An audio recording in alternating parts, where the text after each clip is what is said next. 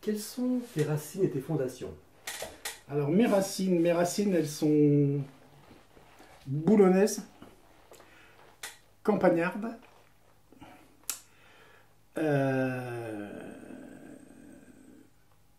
même je ne vais pas dire rurales, mais presque. Je suis un enfant de la campagne. Je suis né dans une petite ville. Je suis né à l'endroit où ma mère travaillait, où on habitait. Ma mère tenait un petit café de village. Mon père, lui, partait sur les routes, il faisait du ramassage scolaire, il faisait de la représentation, donc je ne le voyais pas beaucoup. Mes frères et sœurs étaient beaucoup plus âgés que moi, donc on n'a pas vécu d'enfance et d'adolescence commune. J'ai partagé avec mon frère pas mal de choses dans la musique parce que mon frère m'a appris la guitare, puis il m'a donné le goût de faire de la musique. Très tôt, on était tous musiciens dans la famille, hein. Tout le monde aimait ça. Et rural parce que mes grands-parents étaient cultivateurs. Donc on avait la ferme, j'allais à la ferme petit. Je suis né dans le monde rural. Et Boulonnais parce que c'était la plus grande ville aux alentours où j'ai fait mes débuts un peu dans tout, dans la radio, dans la musique. Puis après, bon, il a fallu partir de partout, quoi. C'est les voyages. Mais surtout, la musique était très importante à l'époque. Puis à la rencontre de gens très intéressants, quoi. Monter les studios d'enregistrement, tout ça, ça a été les premières choses qui ont fait que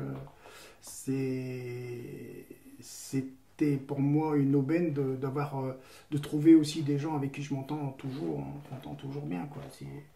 On n'a jamais eu d'un accroche et on est toujours dans la même perspective et dans le même but, le même destin et la même passion aussi. Ça, c'est important. Mais il me manque, hein, ils sont loin, ils sont là-haut. Il me manque énormément, mais bon, c'est la vie. Il y a le soleil maintenant. Tu retournes de temps en temps dans la région, à Boulogne? Très rarement, pas assez à mon goût. Je vais essayer maintenant que je vais avoir un petit peu moins peut-être un peu plus de temps à y consacrer, je remonterai beaucoup plus souvent. Déjà pour voir un peu la famille, les neveux, les nièces, parce que je les ai pas vus grandir, quoi. J'en ai une flopée et je les connais pas. Donc il me reste une sœur, ma grande sœur et mon grand frère. Donc après toute la famille, bon, les tantes, tout le monde est parti, hein, on se retrouve bien sûr. Ça c'est la vie. Mais bon, il y a de la famille derrière, il y a encore beaucoup d'amis, beaucoup de copains, avec qui, aux réseaux sociaux, on est resté en contact. C'est vachement important. C'est la seule chose de bien sur le réseau social, hein, c'est les contacts, hein. C'est quand on retrouve des amis, des gens qu'on a vénérés, qu'on a aimés, qu'on aurait voulu travailler avec eux, et puis on se parle, on s'envoie des messages souvent, ça fait plaisir, quoi. Ça fait plaisir. Quand tu dis Boulonnais, tu parles de Boulogne-sur-Mer? Boulogne-sur-Mer, oui. Capitale de la pêche. Une très très belle ville qui ressemble beaucoup à Sète, hein. C'est la ville la plus jumelle de Sète, parce que c'est une montagne. Et la ville est construite sur une montagne, hein, comme la montagne de Sète. Enfin, c'est une montagne, c'est une grande colline, hein, 150 mètres. Le port rentre dans la ville. La seule différence, c'est qu'à Boulogne, il y a du poisson. À Sète, il n'y en a plus. À Boulogne, il y avait beaucoup de trafic maritime avec l'Angleterre.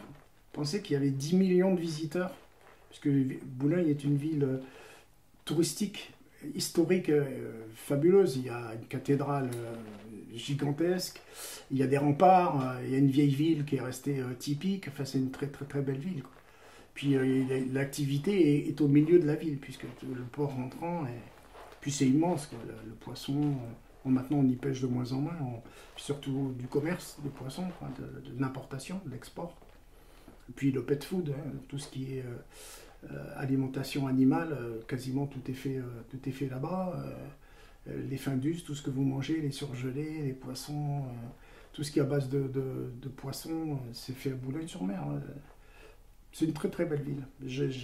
Et la côte d'Opale, donc toute cette côte qui va de la baie de Somme jusqu'à Dunkerque, c'est des couleurs, ça devient, je crois, le deuxième site touristique de France.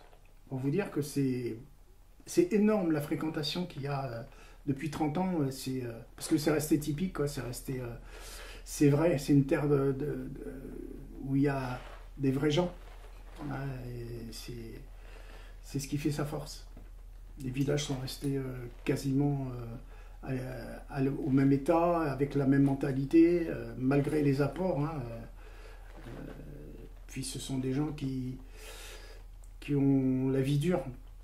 Je vois avec les inondations à mon village, moi personnellement, quand je vois la tombe de ma grand-mère avec sous 1 mètre d'eau, c'est pas facile. Hein, mais bon, ça fait des siècles que ça dure, donc on n'arrivera pas à résoudre ça facilement.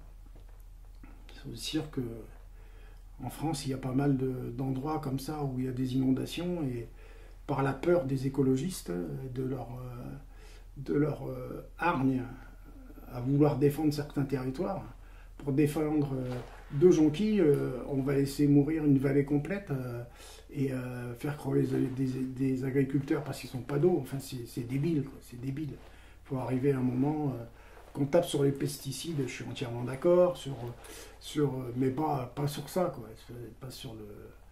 C'est pas parce qu'il y a une retenue d'eau au Salagou que le Salagou il est malheureux. Hein. Je pense que ça c'est plutôt l'inverse, quoi.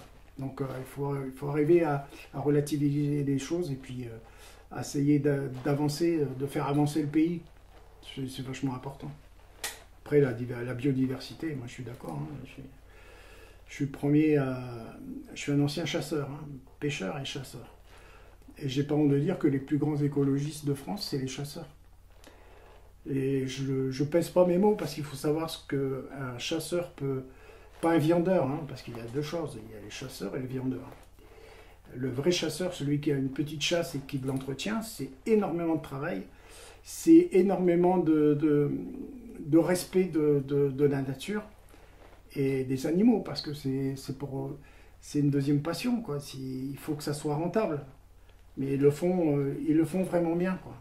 D'ailleurs, là où il y a des sociétés de chasse où les gens s'impliquent dans la nature, dans l'écologie, tout va pour le meilleur des mondes, quoi. C'est des territoires qui respirent, quoi. Tout est respiré. Les forêts, les arbres ne tombent pas les uns sur les autres, il n'y a pas des ronces de partout. Enfin, c'est propre, les animaux s'y retrouvent. Hein. Il n'y a pas que le couvert. Hein. Il n'y a pas que le couvert. Ils sont bien, ils ont un bon milieu naturel.